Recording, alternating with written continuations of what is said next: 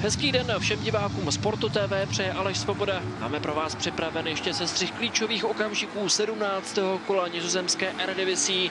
Začínáme zápasem mezi Arnhemem a Twente Enschede.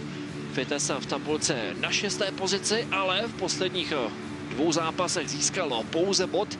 Na druhé straně Twente Enschede, které se teď hodně trápí.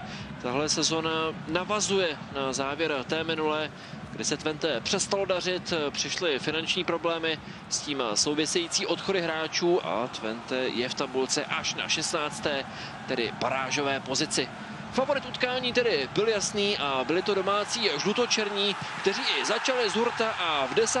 minutě už z toho byl první gól, který trefil gruzínský ofenzivní záložník, nebo podle potřeby útočník Valerij Kazajšvili. Se 6 góly je nejlepším střelcem svého týmu a svůj celek současně poslal do vedení 1-0. První půl hodinu, to mohu prozradit, existoval na trávníku pouze jeden tým a to byl Vitesse Arnhem. Tohle je 17. minuta a moment, kdy zajímavě kroutil rohový kop Albánec Rašica. Krásně provedeno, trefil jednu i druhou tyč a pak si na míč už konečně sáhl Joel Dromel, který byl do té doby za velkého diváka. Skoro tedy je stále 1-0.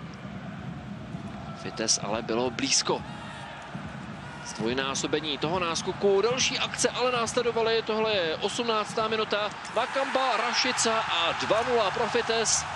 Po té předešlé standardce se mladý Albánec Milot Rašica dočkal, zdvojnásobil náskok domácího týmu, dal svůj 5. gól v sezóně a Vitesse pohodlně vedlo nad Twente Enschede 2-0. Tohle je první zajímavější akce červeného týmu, tedy Vitesse Arnhemu, 34. minuta a hodně vzruchu před bránou Eloje Roma. Byli tam Ziyech a Mokočo, Gutierrez potom vystřelil vedle. Tohle už je 44. minuta, Cabral a jeho přihrávka před bránou a tam byl Hakim Ziyech zdaleka nejnebezpečnější hráč Twente Enschede v téhle sezóně.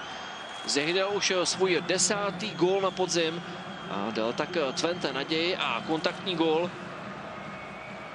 Bude hodně zajímavé sledovat, jestli Ziyech zůstane v Twente i pro jarní část. Spíše to nevypadá. 55. minuta. Příležitost pro domácí celek, která končí golem. Úspěšným střelcem byl Dominik Solanke, anglický útočník, který hostuje do Vitesse z londýnské Chelsea. Byl to moment, kdy se čekalo, že mladý golman Twente Joel Dromel bude schopen zlikvidovat tuhle situaci. Jenže domácí forward Solanke si tam chytře udělal prostor, aniž by fauloval. A Vitesse znovu vedlo o 2 góly a nadále bylo při chuti. 57. minuta, tedy pouhé 2 minuty poté, což to Vitesse do vedení 3-1. Padá další gól, trefuje se Milot Rašica. Dává tedy svůj 2. gól v utkání a 6. celkem na podzim. A Vitesse vedlo už 4-1. V záběru jste viděli hostujícího kouče René Hakeho, který pochopitelně neměl vůbec žádnou radost z toho, jak se zápas pro Twente vyvíjí.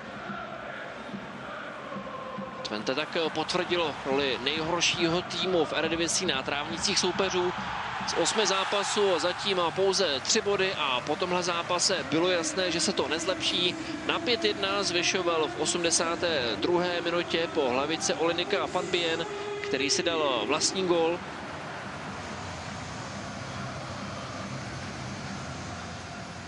Colombia si i tak skončil v síti.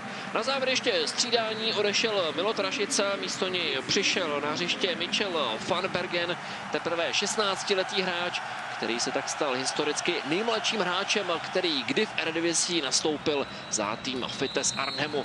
Jinak už se nic nestalo, Vitesse po výhře postoupilo na 5. pozici, naopak Twente si o 1 místo pohoršilo a v tabulce je až na 17. místě.